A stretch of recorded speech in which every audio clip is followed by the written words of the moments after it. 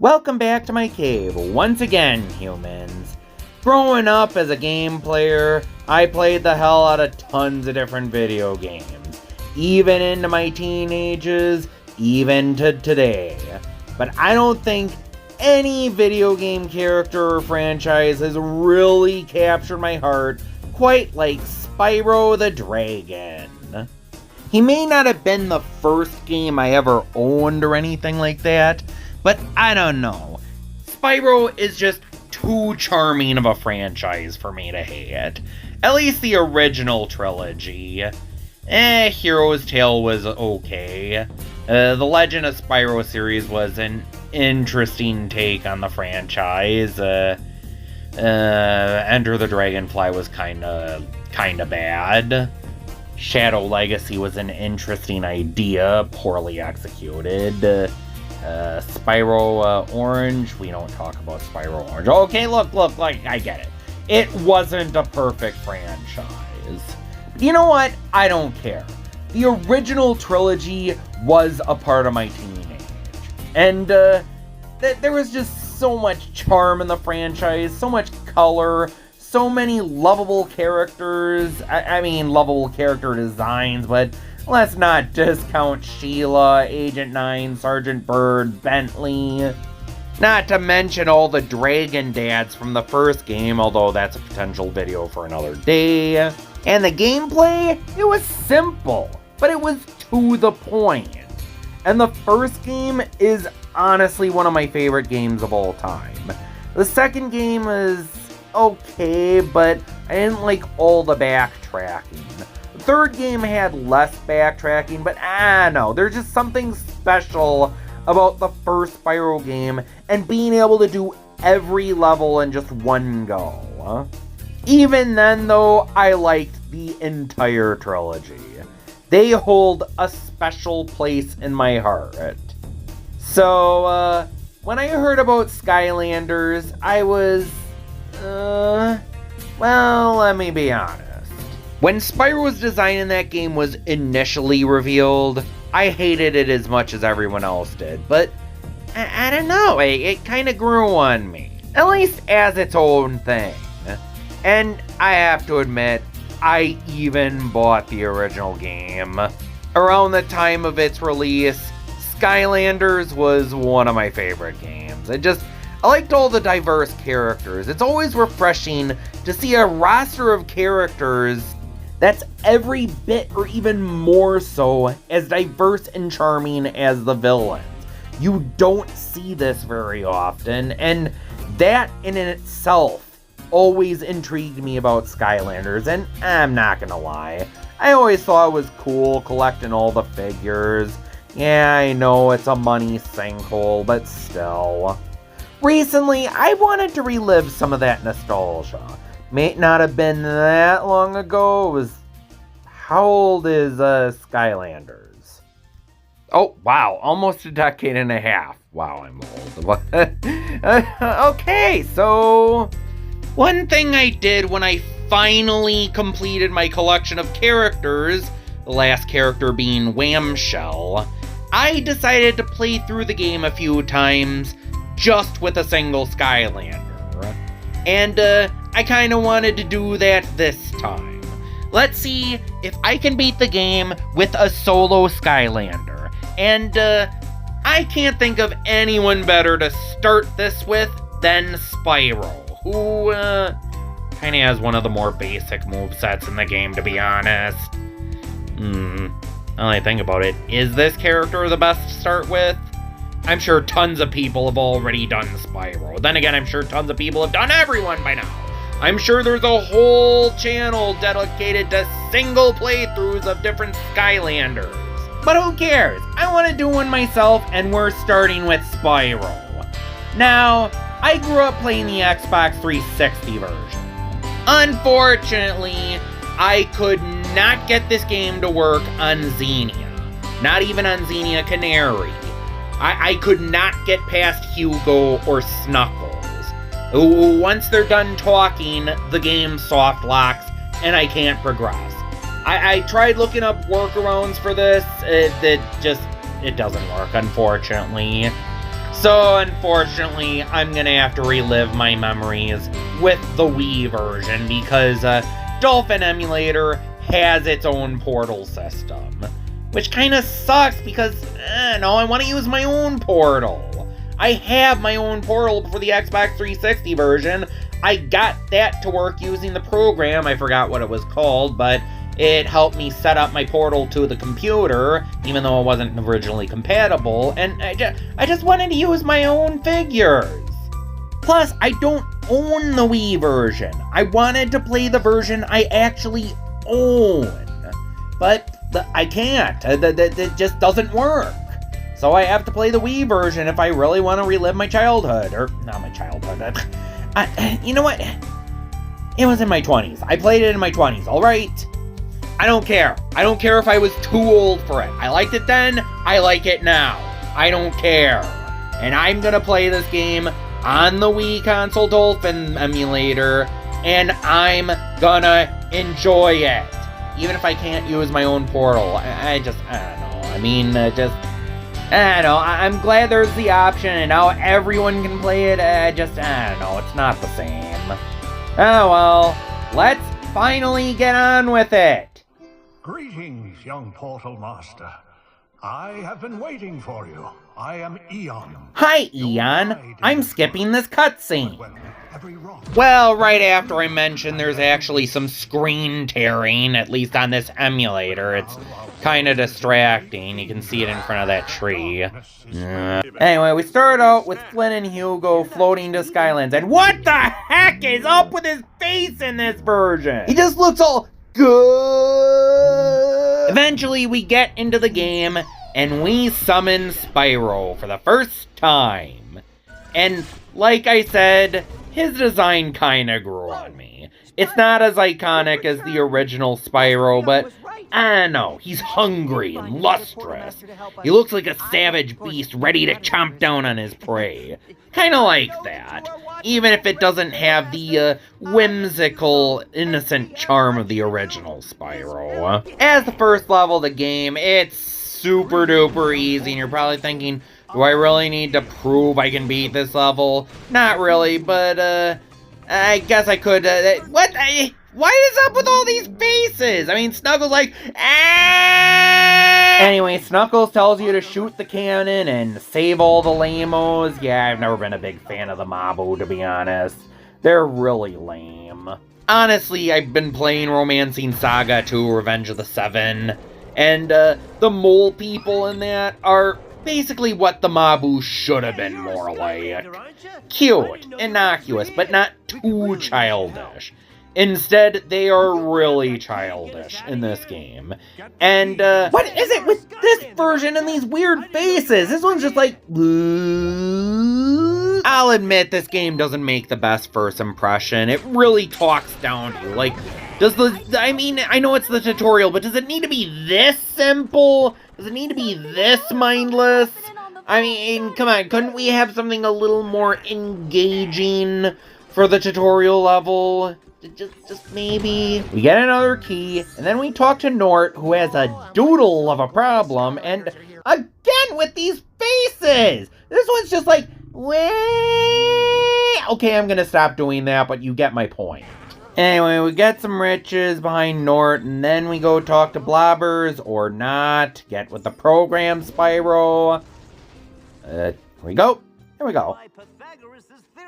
The sum of the square root of any two sides of isosceles triangle is equal to the... Oh, wait a minute. That's not right. Curse you, Scarecrow! You misquoted Pythagoras' theorem! Anyway, another lame tutorial segment where you have to push around this turtle. Then we meet up with Patrick Warburton. I mean Flynn, but to be honest, all of Patrick Warburton's characters sound exactly the same. He is honestly one of the biggest one-trick ponies when it comes to voice acting. At least we get to open up our first elemental gate.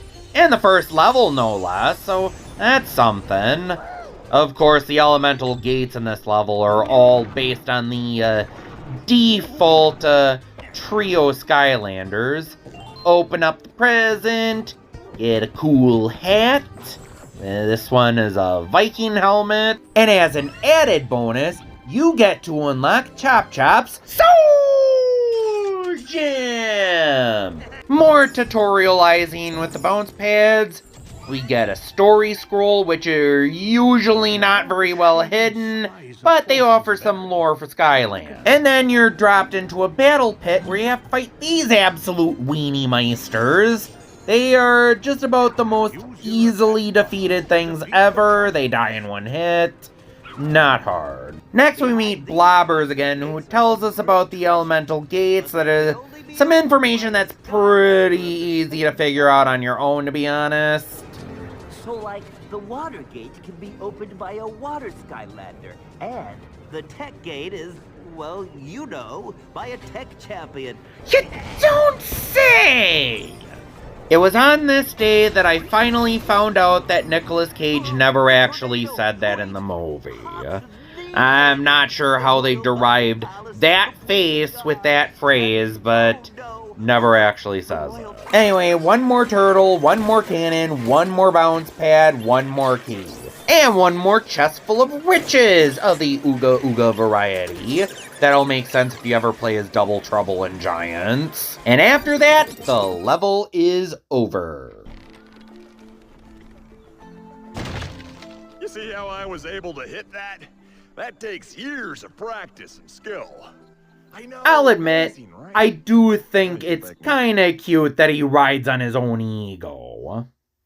If you didn't get the joke, I'm conflating his balloon to his ego. But in all seriousness, I do appreciate Flynn being a balloonist. Like, I know people don't consider this a proper Spyro game, but you know what? I actually admire all the little nods to the original Spyro game. Flynn, for example, is a nod to the balloonist from the first Spyro. And, it's kinda neat. And that's not gonna be the only nod to Spyro that you're gonna see in Skylanders. But I'll point them out when they happen. I just wanted to bring that up because, well, to be frank, there is not a lot to say about this level. It's a few turtles to push around, a few new enemies, yada yada yada. Things aren't getting interesting yet. The only thing this stage really has going for it is introducing you to the cannons, but to be frank, they don't even come up that often in this game. I think there's like 2 other levels you actually use them in. Could be wrong, but that's what I counted. Honestly, not all that interesting. Especially its use here where you don't really even get any challenge. You just have to destroy 4 locks. Big whoop. Then you meet Callie. She's basically the girl of the group, but she's more or less pointless to the plot. She does have one purpose, but we'll get to that in a little bit. Before you go after the first elemental source, you have to clear all these trees, which, as Spyro, is pretty tedious. Look, I did say this game gets a slow start, but it gets better, unlike Cat Icarus would tell you. I'm being honest, yeah, it is a little slow and no jumping and yada yada yada. I don't care, it's still a fun game, and the stages are designed around it not being all that fast. Like, they're not big stages. They don't outstay their welcome, so I don't mind that this game isn't the fastest game ever. And that really only depends on what character you play as. Spyro doesn't have too bad of a problem, but other characters, maybe they might struggle a bit more. Maybe they might be a bit too slow for your taste. And screw you, Cat Icarus, for destroying all those figures. Anyway, Hugo has ovinophobia, which is the fear of sheep. I guess that's his particular quirk. As for Callie, like I said, she's the girl. She's the tough tomboy girl power character. I don't know, but like I said, she serves no purpose to the plot. The only purpose she really serves is to let you access the heroic challenges, which we're gonna do right now. But we're only gonna do Spyro, since that's all we got. Yeah, each character you activate on the portal gives you a new heroic challenge. But I think it has to be native, like you have to actually activate it on the portal, like start a fresh character on that save file, yada yada yada. If you use a pre-saved file, then it doesn't work, as far as I know. Anyway, there's not much to Spyro's. All you have to do is defeat a bunch of enemies, find the paintings. Not too big a problem.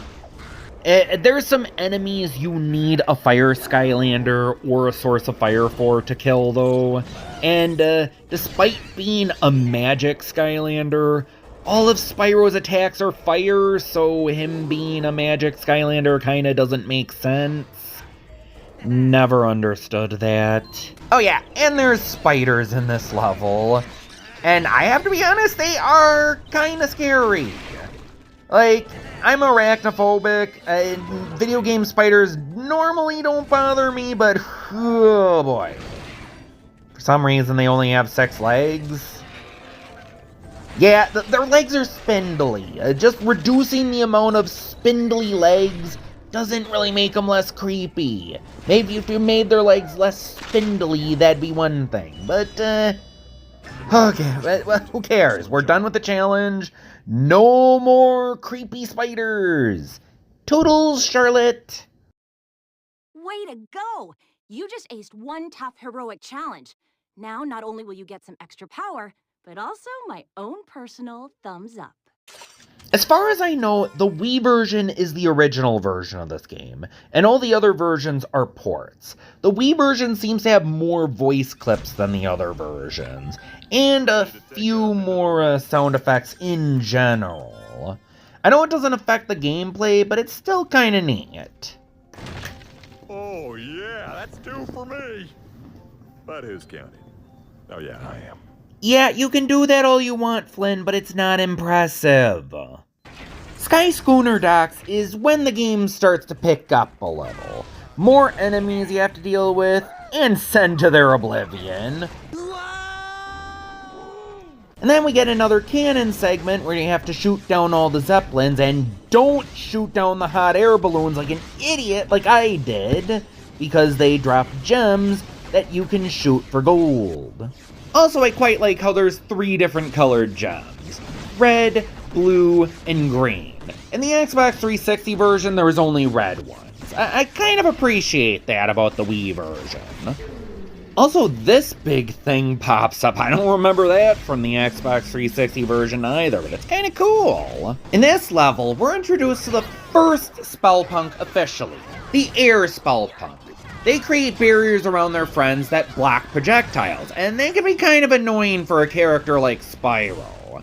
There's a few other cool enemies in this level too, including blade-tossing drow witches, as well as big Goliath drows. These big bruisers shield themselves when going in for a charge, but otherwise aren't too hard to deal with. Oh yeah, this stage also has Persephone, a fairy, which is another nod to the original Spyro franchise. Neat. I still think this character is lame, though. After one more turret section, we get this propeller thingy we need that will take us to the 4th level, which is where we will get the first eternal elemental source, air. But before we head off for the eternal air source, I guess we better talk to Persephone for some richly deserved Skylandery upgrades. Ooh, shiny. After we upgrade Spyro's fireball, Flynn flies off into the distance and for once doesn't hit the ledge. Good on ya, Flynn. You actually did something right. Right now the game's still pulling its punches. It's not ready to get really hard just yet. Though, to be fair, the difficulty in this game is a little inconsistent. The final boss, at least, is the hardest part of the game, as it should be. But, not every stage is equal. Like, you expect the stages this early to be easy, and yet there are some stages later on that are just as easy. Wait till you get to the Archean levels. There, the stages should be much harder, and yet the enemies are way too gimmicky to be a threat. But, more on that later. Lower the lightning pylons, young portal master. Did it say that every time in the Xbox 360 version? So I'm pretty sure it only said it the first time. Kind of annoying. Of course, it's only a problem for this stage, but still. The droll will try and ambush you at the final pylon, but really, there's just nothing to prove yourself on in this level. None of the enemies are really all that hard to deal with. You're not gonna get your first real challenge until later. Anyway, just lower the last lightning pylon, and then you construct the castle. Somehow. Don't ask me how this works. Video game logic. But there it is. There's the first elemental source. Now all we have to do is climb the tower and get it. Of course, you got a real windbag to get past first, but he's really not that threatening. Yeah, he'll shoot lightning, but he's not particularly strong. And he takes a while to actually shoot it. Once you know how to deal with them, they're pretty easy. But maybe this butt munch can be a little more challenging.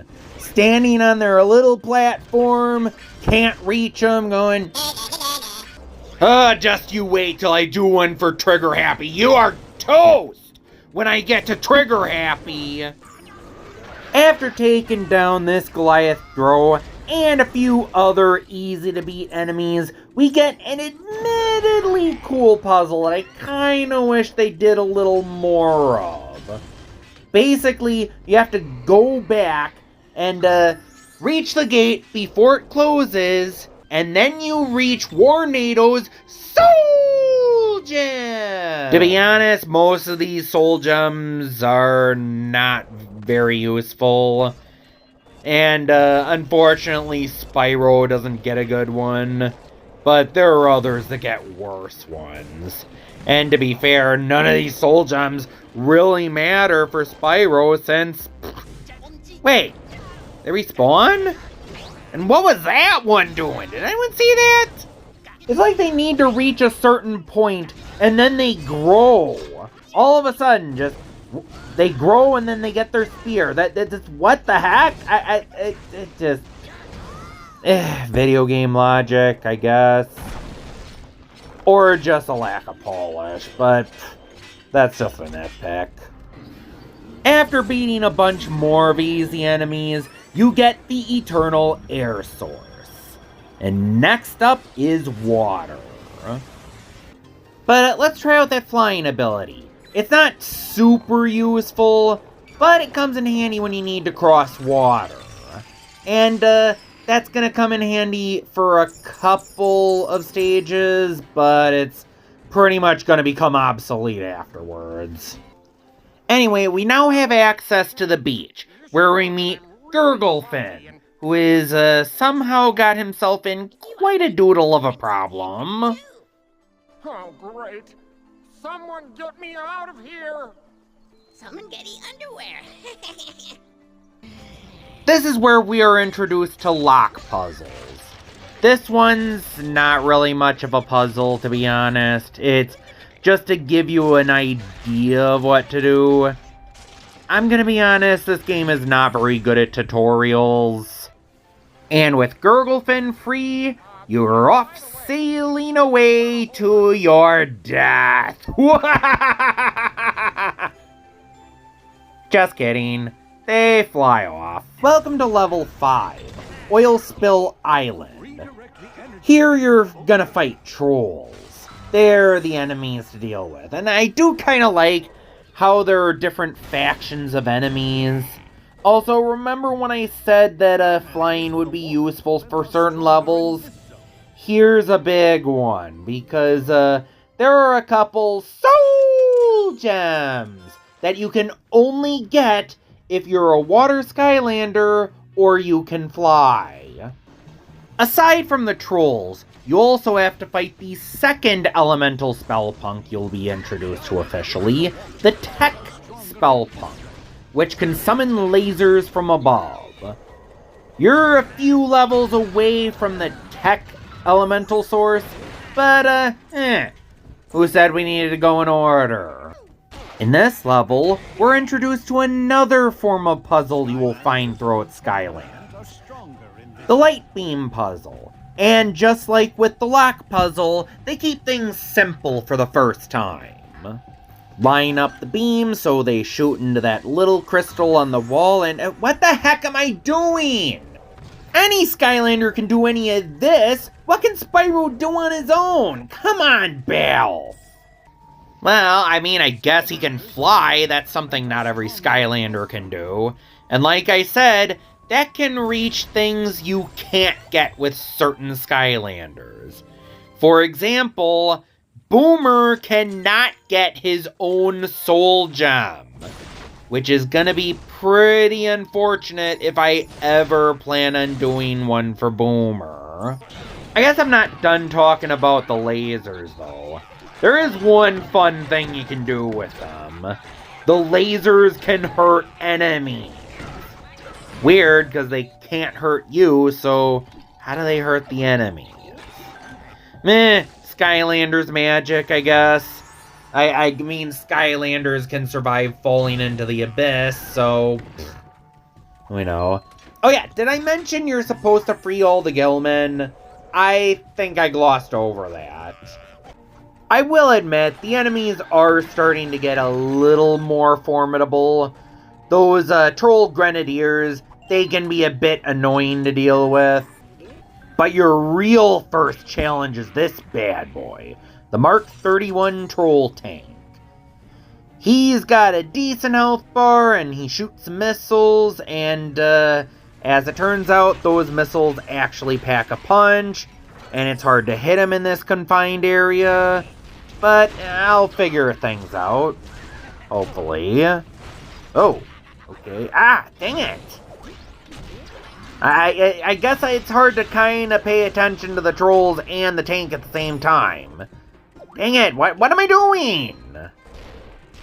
Ah, come on, you stupid tank. Let's go. Let's go, let's go, let's go, let's go. Down to Junior's farm where I wanna lay low. Every time someone says let's go, I get Junior's farm stuck in my head. Don't ask me why. Oofda. Can I beat Oh, no. Oh, okay. I give up. Anyway, you free the last Gillman, but unfortunately the stage is not over yet. And I'm so close to losing a life here that I'm feeling a little anxious. I guess I never said this was going to be a no-death run, but yikes.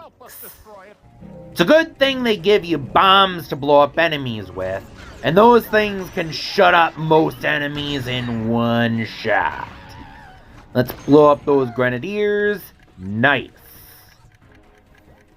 I think I got a little present for Mr. Tank over there. Come on, blow up. Gah! Like the bombs from Mega Man 1. Okay, they're not that useless. All we need is some boom. Give me some boom. Give me some boom. Boom! Yeah! Before you can actually end the 5th level, you gotta blow up the smoke belcher. Then the level ends. But don't think you're ready to take on the eternal water source just yet, because there's one more component you need. But before you can actually find what you need to oil up the far viewer. How do you do that? Well, on behalf of my people, I present you with this oil donkey. I didn't name it. Unfortunately, you don't get the close-up shot of Gurglefin when he says he didn't name the oil donkey, like you do in the other versions, but minor nitpick. Once the far viewer is all oiled up, it's off to Darkwater Cove to find the twin spouts of Osha Major Minor. And another soul gem we don't need. This time Dino Rings. This time around the trolls take a break, so we get all these squid men that are fighting you this time. Don't worry, you'll see the trolls again later. There's those little small nautiloid creatures too, but they're akin to chompies, pretty pathetic. We also got another one of these things. This one's also not very hard. Honestly, it didn't matter which way I spun it. Would have been the same either way. And what's your reward for clearing this particular puzzle box? Well, just another magic elemental gate that leads you to another hat. Magic's not gonna get a lot of these, so take what you can get, Spyro. Of course, by the end of it, all you have to do another one of these lock puzzles. This one's a little harder. Actually took me about a minute to figure this one out. Alright, let's see what this hat has in store for me.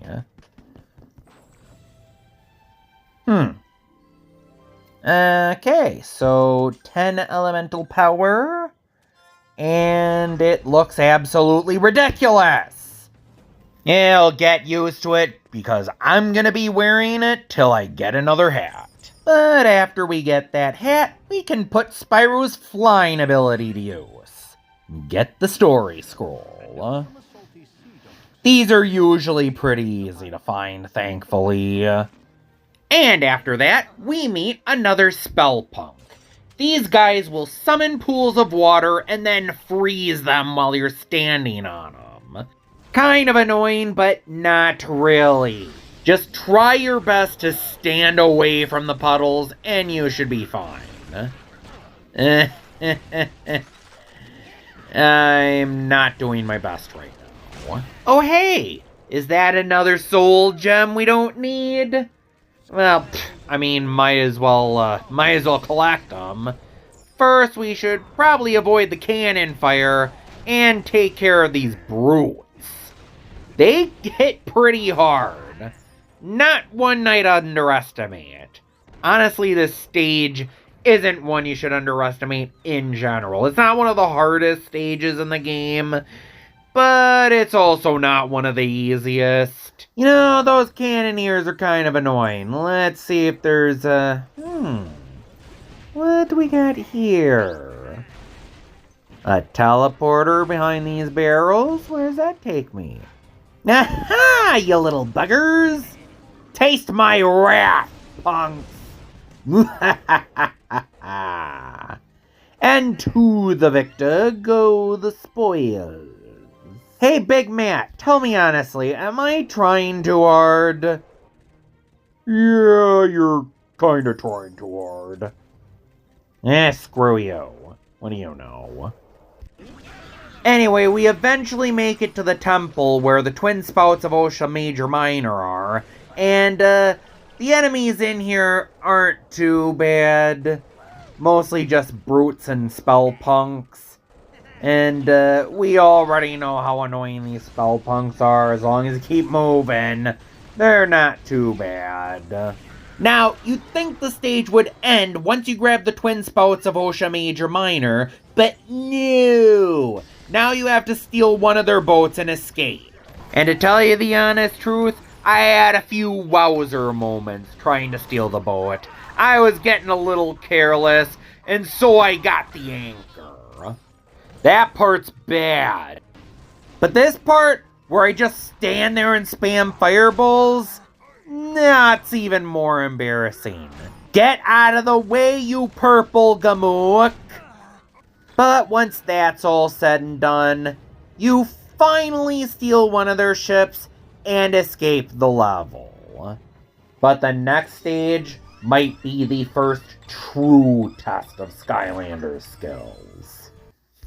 But before we go on to the final level of the water stages, let's buy the last main upgrade before we get to choose a path.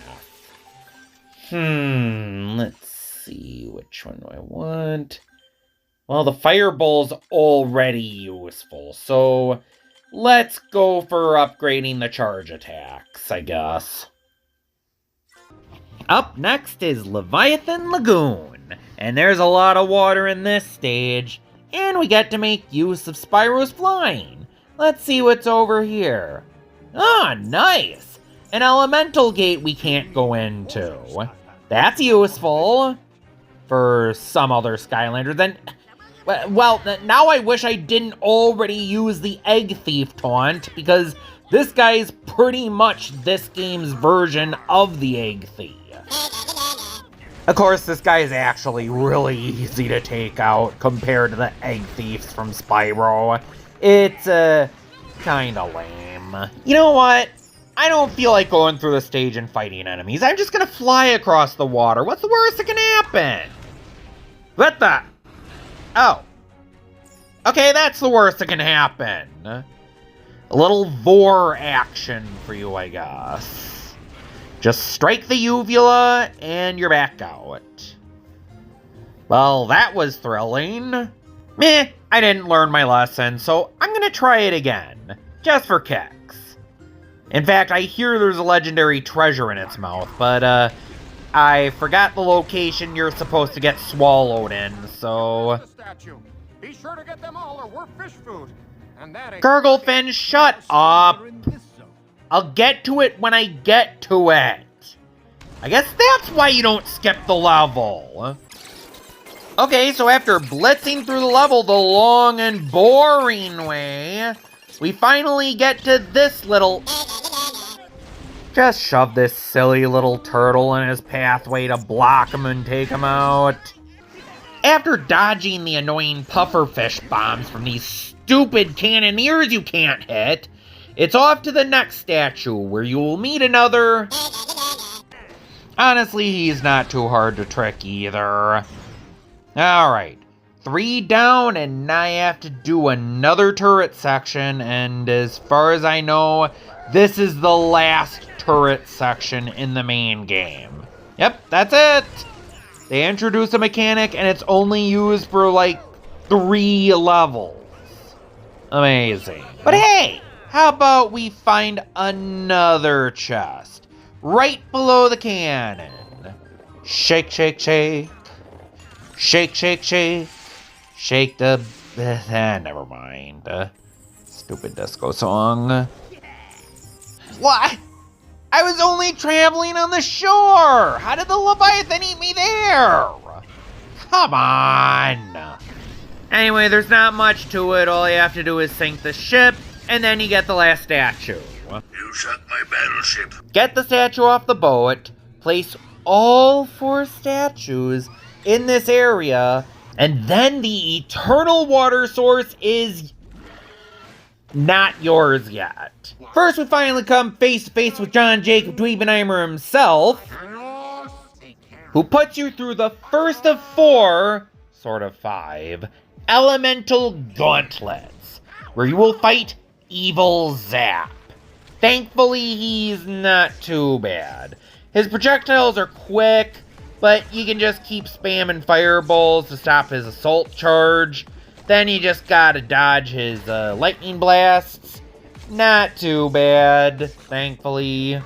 But after him, you have to deal with... The deadly shark bath of Doom Shark!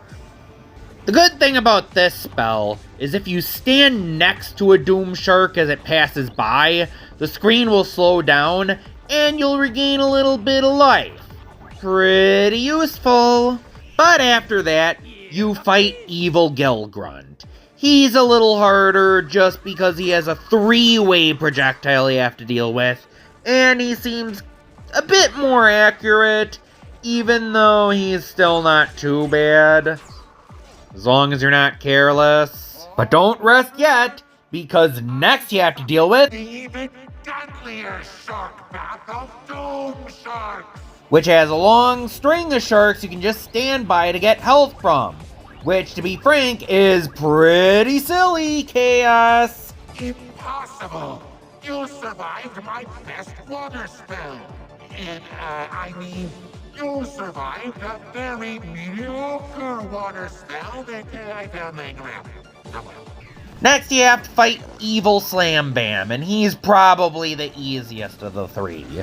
He'll summon those ice pillars, but they don't really do much if you're careful. Really, unless you're standing still, they're not gonna hurt you.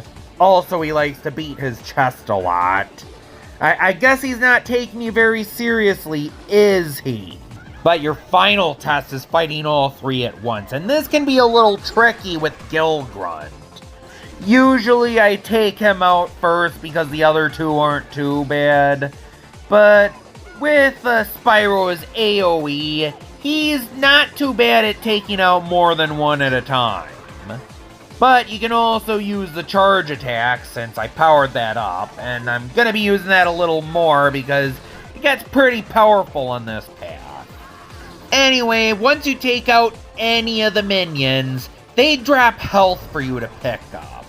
But then you also have to deal with the deadly shark Bath of Doom sharks again. But, like I said, you can just stand by some of the Doom sharks to heal. Also, once again, try and get rid of Gilgrunt first, but this fight's not too bad regardless, so you can pick whatever order you want.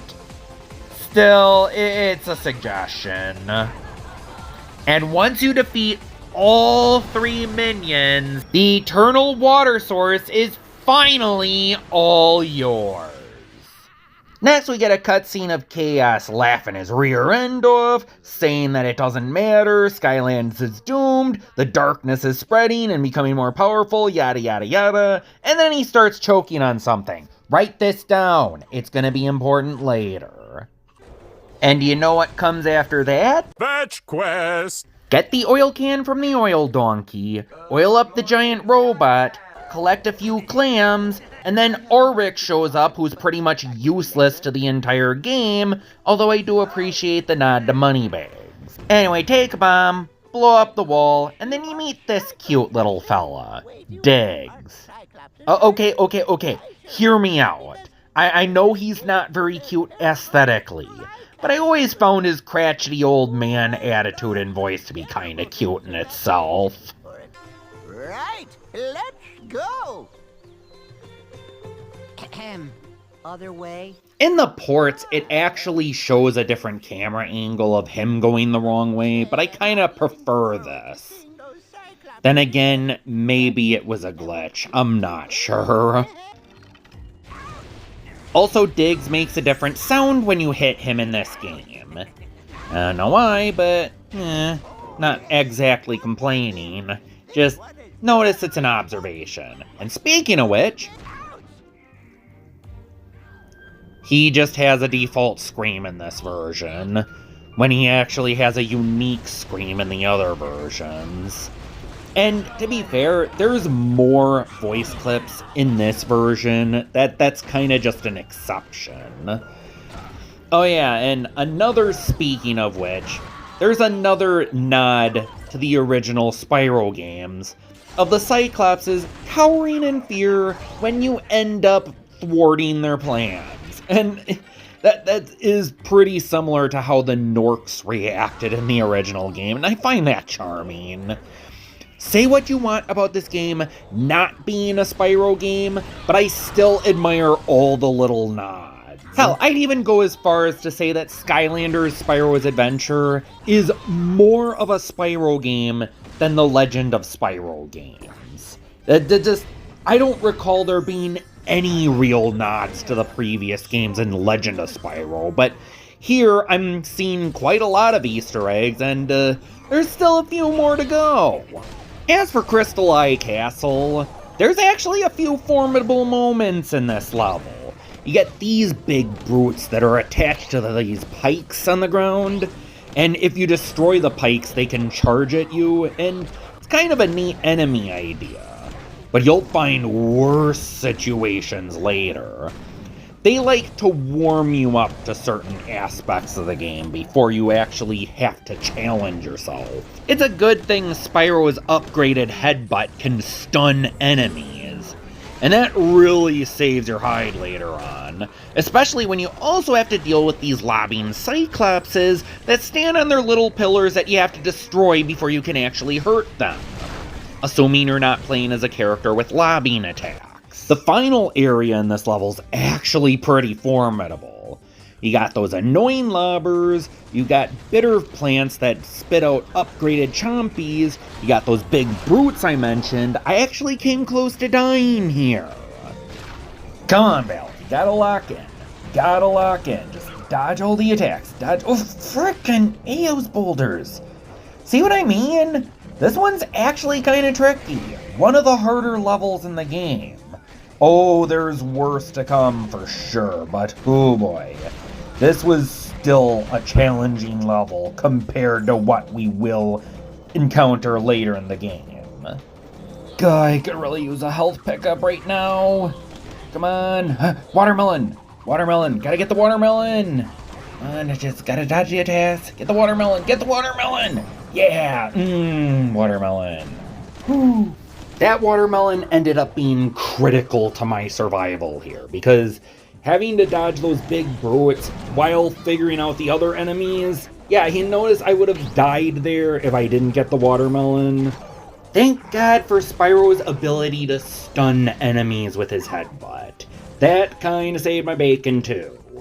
But once all that is said and done, you finally roll the crystal eye out the wrong way somehow, and then it's off to the next level. Hey, how's about a visit to Stone Town? I really like his enthusiasm here. Like I said, Diggs has a pretty cute personality, even if he himself isn't very cute. You know, thinking about it a little bit, I'd say this level is the Stone Hill of the game. You don't really think about it that much. It's not super interesting, but I don't know, I kind of like the aesthetics of this level. It's bright and colorful, and there's a lot to explore here. And it's kind of the same dealio with Stone Hill from the original Spyro game. I kind of liked Stone Hill because it was the least linear level in the game. And it was pretty early in the game, like the first level you're likely to play. And I don't know, I think Stone Hill is also underrated in its own way. I wouldn't say it's underrated for that reason, but I don't know, I just kind of like how much is in this level's aesthetics. You get these castles, you get a nice chunk of the ocean. It's quite a lot to take in. You even get a fortress to go inside. Like I said, there's a lot in this level, and to be honest, Stone Hill was the same way. They actually managed to cram a lot into Stone Hill in just a little bit of space. You got some corridors, you got a castle to look at and go on top of. You get a little cave on the beach, a well to explore. I mean, I'm actually kind of surprised there weren't more levels like Stone Hill in the original Spyro game. Like I said, Stone Hill and Stone Town are both underrated levels. Anyway, inside the fortress, you have to collect 3 keys to open up a door to the next area. And there's not really much challenge to it. Just grab the keys and be done with it. I think there might be a habanero up here. Yep, there he is. But, pretty easy to take down. Hardly matters anyway. 1, 2, 3. Oh yeah, and I almost forgot about the Earth Spell Punks, which buff the enemy's defenses, which, not really that spectacular. And speaking of not that spectacular, this level has a boss and he's kinda lame. Basically just this big earth golem. How original. Who tosses boulders, stomps, makes boulders rain, and near the end of the fight when he reaches a certain threshold, he'll even throw boulders that eventually roll into himself. What an idiot! And after that underwhelming boss fight, you get the 3rd elemental source. 3 down, 5 to go. And then we meet this annoying little gremlin. Sunlight feels so good on my leaves. and the water so delicious, and the earth is just right. Thank you for reviving me. You were one word away! One word away from... Thank you for releasing me. Thank you for releasing me. Thank you for releasing me. Thank you for releasing me. Thank you, kind sir. Oh, sorry, that last one's from the wrong game. Sadly, there won't be any giants to slay atop this beanstalk. Unless you count the new Goliath Drow enemies, but more on that later. It feels good to be in the Tree of Life. I can tell these things. You can tell that it's good to be in the Tree of Life. Ugh, this guy is so annoying. Aesthetically, this might be one of the prettiest levels in the game. As far as challenge goes, there's not much to say. You got some upgraded boomerang witches that have shields. I think the Drow... No, the Drow are just recolors. Oh hey, we got Spellpunk number 5. The Life Spellpunk. The only Spellpunk to make consistent appearances in the franchise and never change their powers. What he does is he heals his allies. That's pretty much what he does in every game. In fact, as far as I know, the Life Spellpunk is the only Spellpunk to appear in Giants. Correct me if I'm wrong. I didn't touch much on legendary treasures, but if you collect them, you get a lot of money. And this one in particular is a jackalope head on a sterling tapir. We're calling jackalopes sterling tapirs now, I guess. Sure, why not? You know, I'm not entirely sure about this, but I think the jackalope legend might have been started from that weird growth that sometimes pops up on rabbits. It kind of looks like antlers. I've heard about it recently. I don't know if that's where the origin of the jackalope came from, but I mean, it's possible there could be some truth to the jackalope myth. I guess I have to turn the crank. Not sure why I didn't do that earlier, but whatever. Guess I was too busy talking about jackalopes and sterling tapirs. In fact, I took so long to go on that rant that I ended up finding another story scroll right before I cut to another scene. And, whoa, do I spy an elemental gate that I can go through? Let's find out. But first, let's take down this upgraded Goliath Drow. These come with little elemental mages on their back that heal them.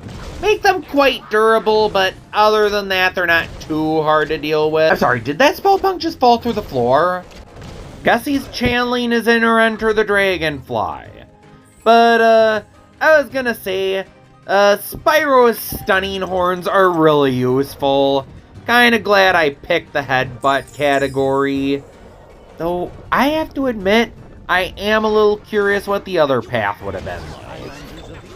Way, there it is. The magic portal once we get rid of all these drow. I guess I had a lot to say about this particular stage. I mean, we got magic elemental gate.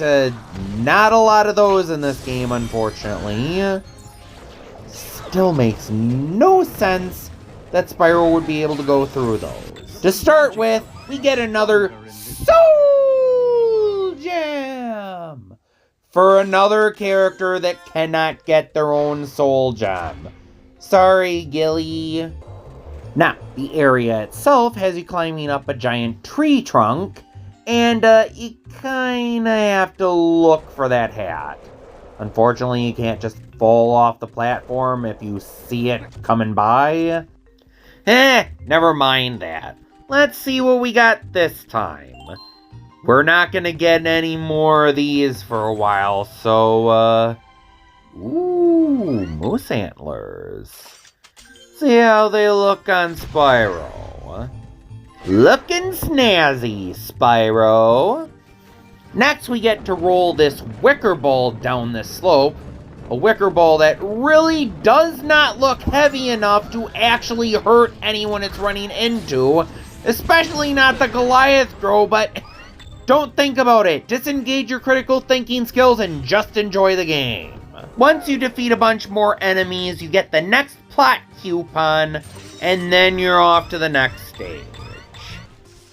But first you gotta gather some apples while keeping the sheep away from them because they will eat the apples. This minigame is pretty tedious. But check back with me later. I have nothing to Yeah, also at the end of the game, you can talk to Auric and he can give you money after you beat Chaos. Like I said, he is pretty much useless to this game. You know, now I think about it, I've been saying a lot of negative things about this game. Was Cadaverous actually right? I don't know, I do have some nostalgic attachment to this game. And when you're actually playing the game, it's fun. And after our thrilling apple adventure, this happened. Spiraled up into the clouds without the beanstalk for some reason. Maybe another glitch. And then we get a cutscene where Chaos proclaims his fear of trees, which would also be referenced in the next game, but we're not playing the next game right now, so maybe if I ever do a video of that game, who knows?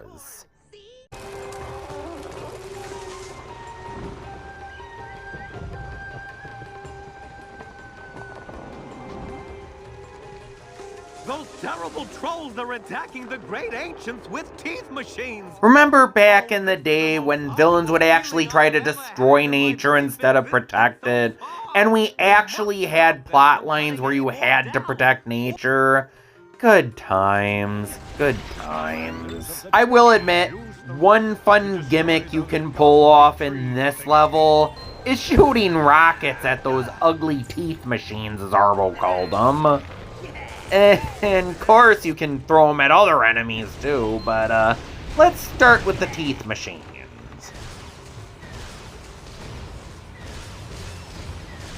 Well, that took a little more than I was expecting.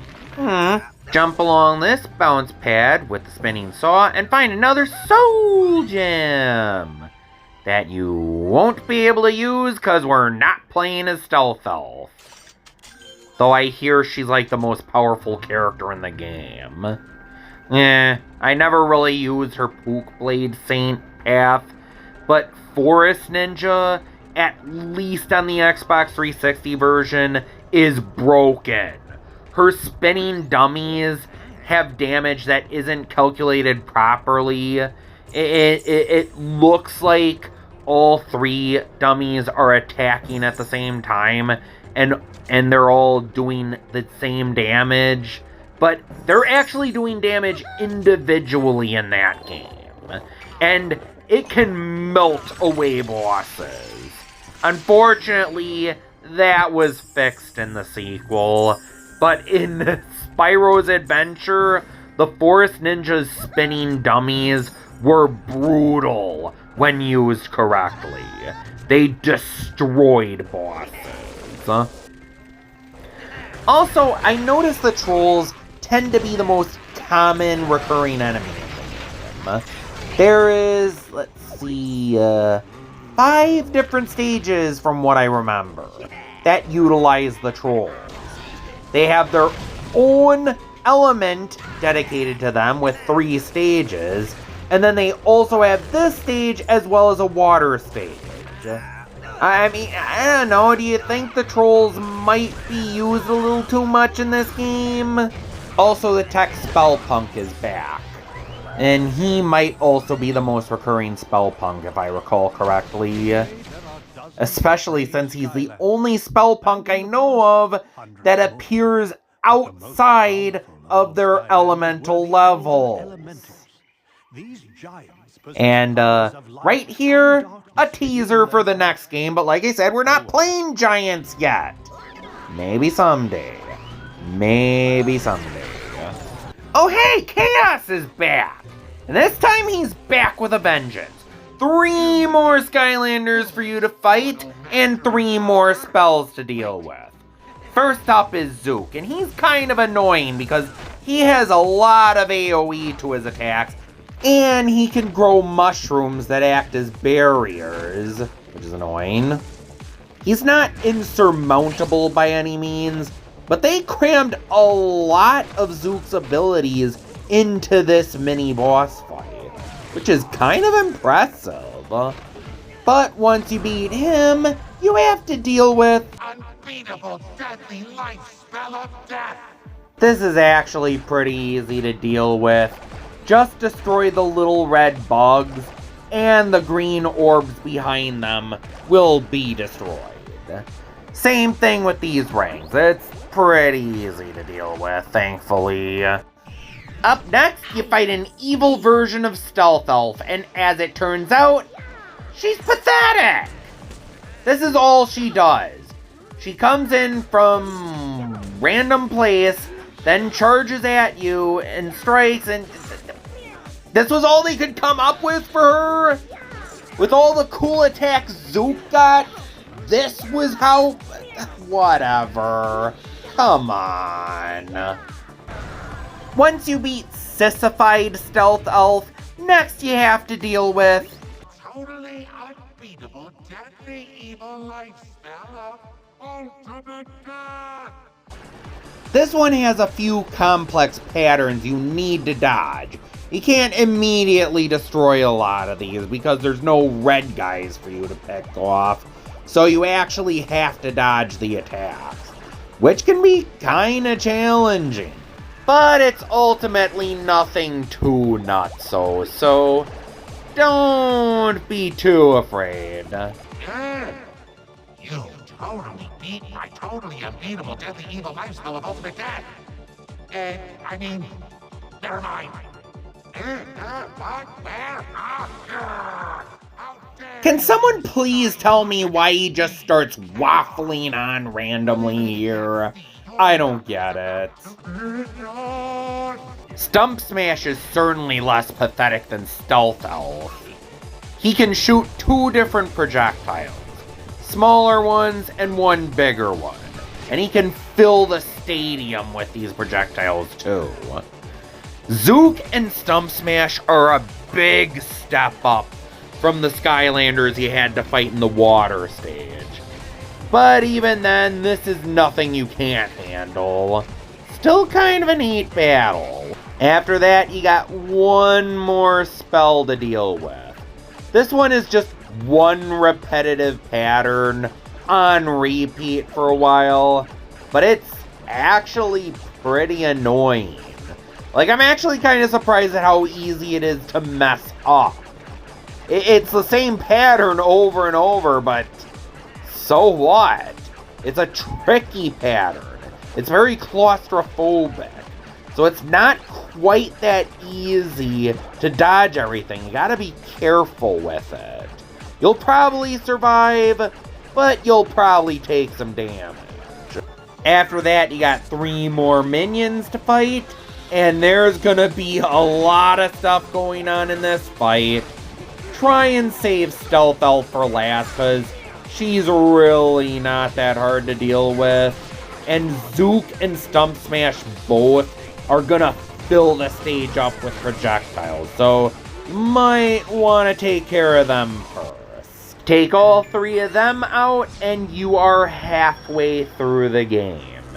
And this is where I'm gonna stop the video for now, because there's gonna be a couple of situations in the next part that I am not looking forward to. Like, I'm being honest, even after playing the Xbox 360 version, I was not prepared for the 2 hardest moments being way harder in this version. Also, this video is already going on an hour, so feel like it would just be best to end it here. Until next time, I'm Balf, and the cave is closed.